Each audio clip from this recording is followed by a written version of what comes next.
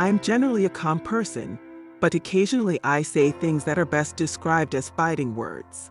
Here, I have the audacity to rank the 10 most essential soul food meals of all time. Controversy is nothing new to soul food, a meal that mixes West Africa, Western Europe, and the Americas. Although the term soul food had been circulating in Black culture for at least a decade prior to the 1960s, this was when Black power proponents asserted their independence from the narrative imposed upon African Americans by white supremacy.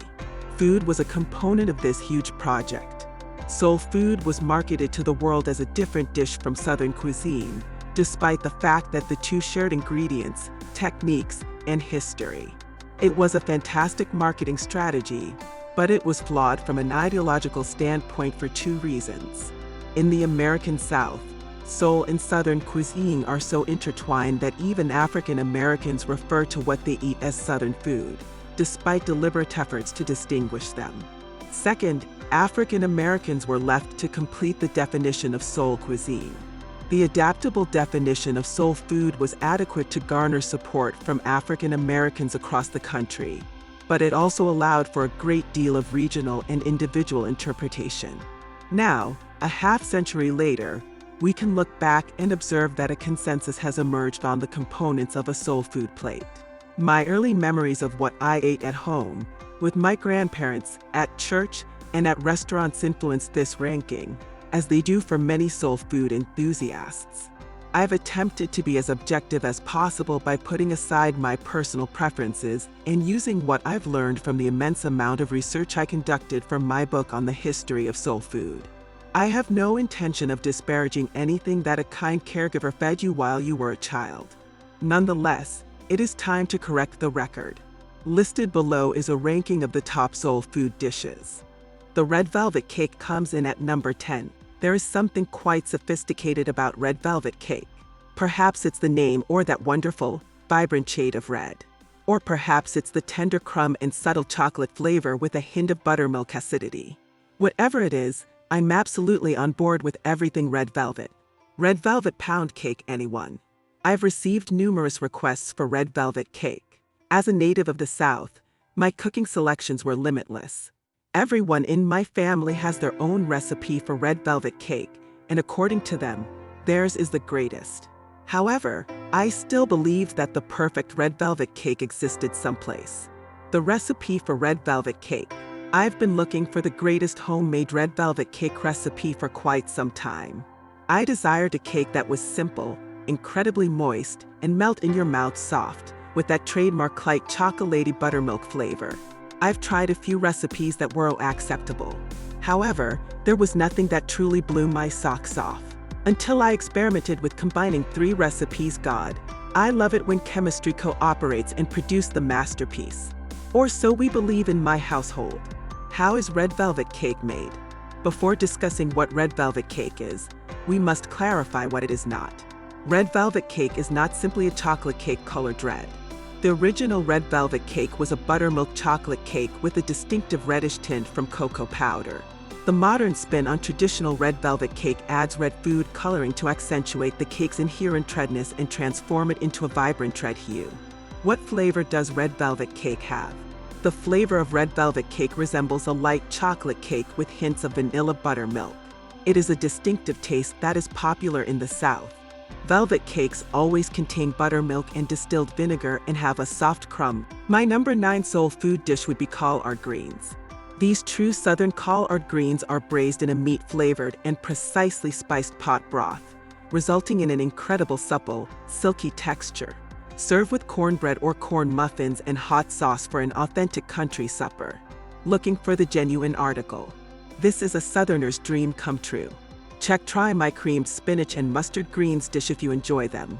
Check out my online article here. This recipe for collard greens is not only a tribute to my childhood, but also to nearly every other Southerner.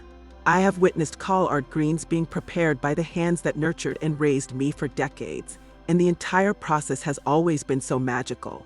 This is precisely why I put my grandmother's and mother's hands in this post demonstrating how to construct them. The legacy and affection connected with preparing greens for your family cannot be replicated. We adore our greens, Whether they are mustard, turnip, or collard, almost every Southerner has a favorite dish, and I don't blame them. Southern cuisine has such unique, individual characteristics.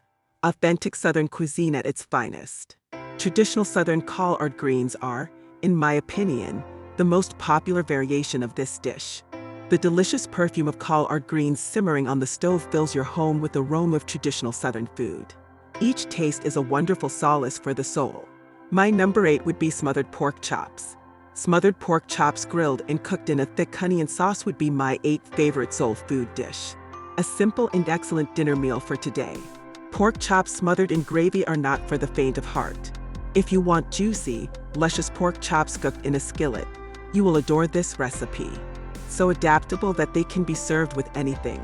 Consider mashed potatoes or white rice to sop up the tasty sauce. Or roasted vegetables to finish the feast. Cafe delights come pork chops cooked in a black skillet and served with fresh chopped parsley. Encrusted pork chops, a classic comfort food of the South. These pork chops covered in a thick onion sauce are a dish you will crave again and again. This dish includes plenty of gravy, which is the best way to consume pork chops. If you adore pork and are always looking for a delicious recipe, this is the one for you. Serve them over a mound of steaming mashed potatoes, or even our buttery mashed cauliflower, and perhaps add some sauteed green beans or snap peas for greens, and you have a whole meal. Watch as they request seconds. Chops of pork smothered in a thick onion sauce. Before serving, a gravy is poured over a pork chop.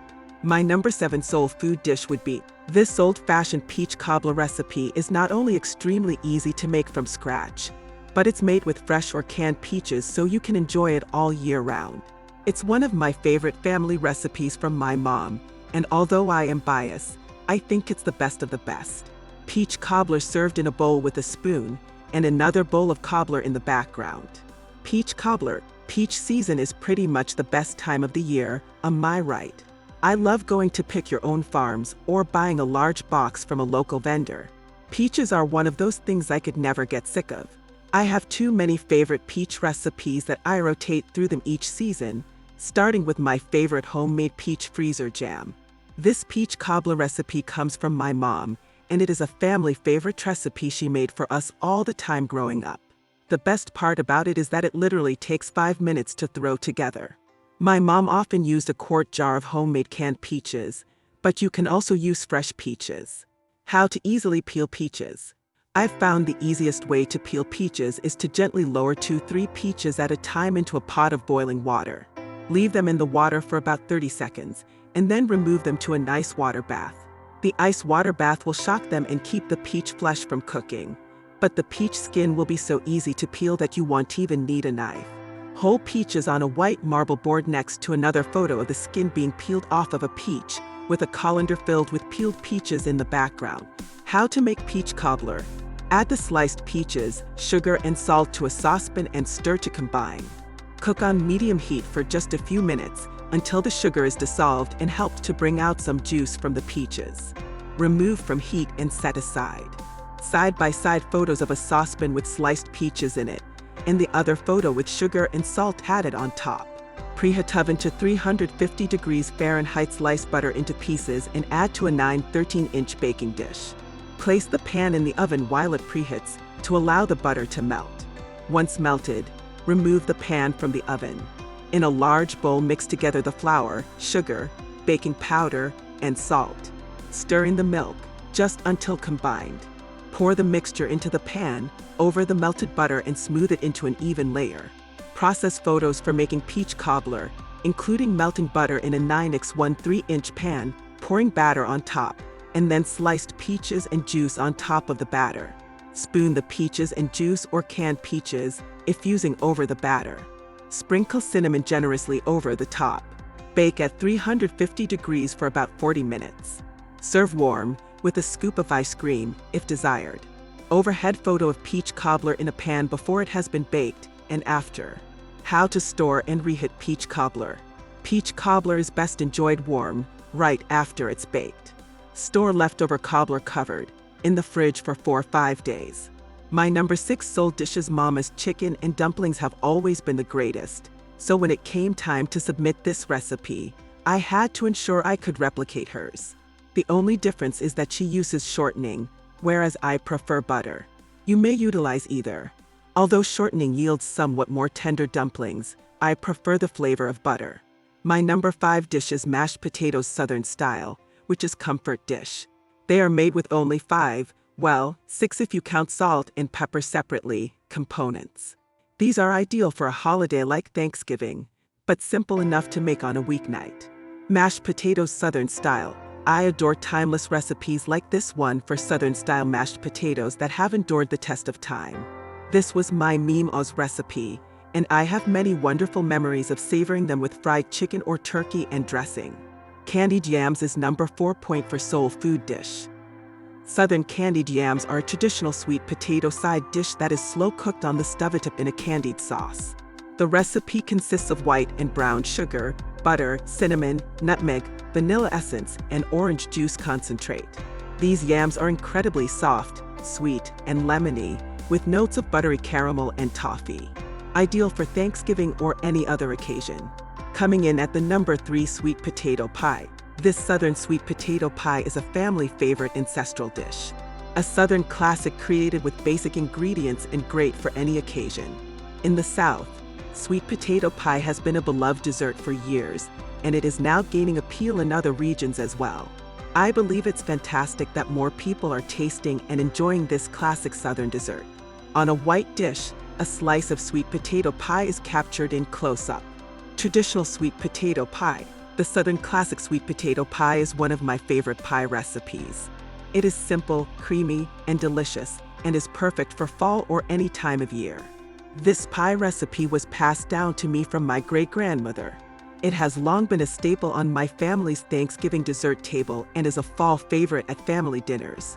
Sweet potato pie and homemade pie crust on a white pie plate photographed from above. What characteristics make sweet potato pie a favorite recipe?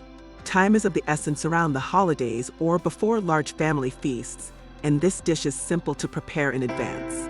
Made with a few simple ingredients, this pie's filling contains only a few simple ingredients. If you have sweet potatoes in your cupboard, chances are you also have the other filling ingredients. No spices have been added to this pie, which has simple, mild flavors. The flavor is derived from the sweet potatoes and the flaky, buttery crust. In this manner, my recipe is similar to many other traditional, old-fashioned Southern sweet potato pies. Other recipes may have various spices, comparable to pumpkin pie. Although I also make and enjoy pumpkin pie and add my own spices to that recipe, I do not use the same spices in this pie. You may add ground cinnamon, ground nutmeg, or a teaspoon of my pumpkin pie spice, if you choose.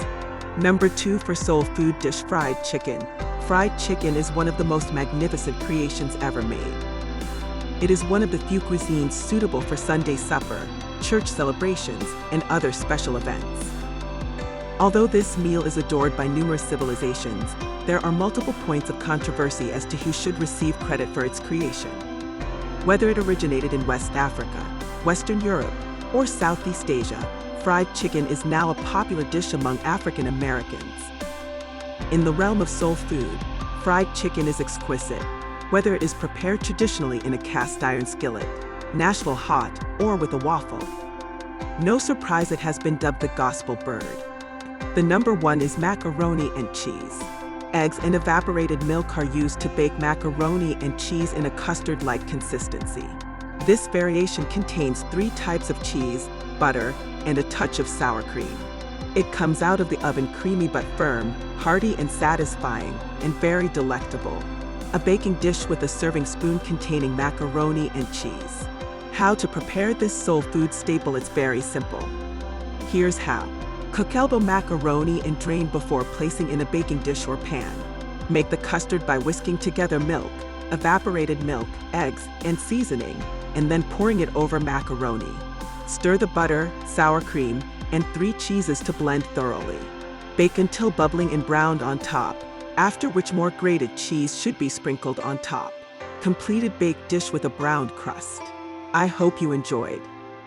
Please like and subscribe.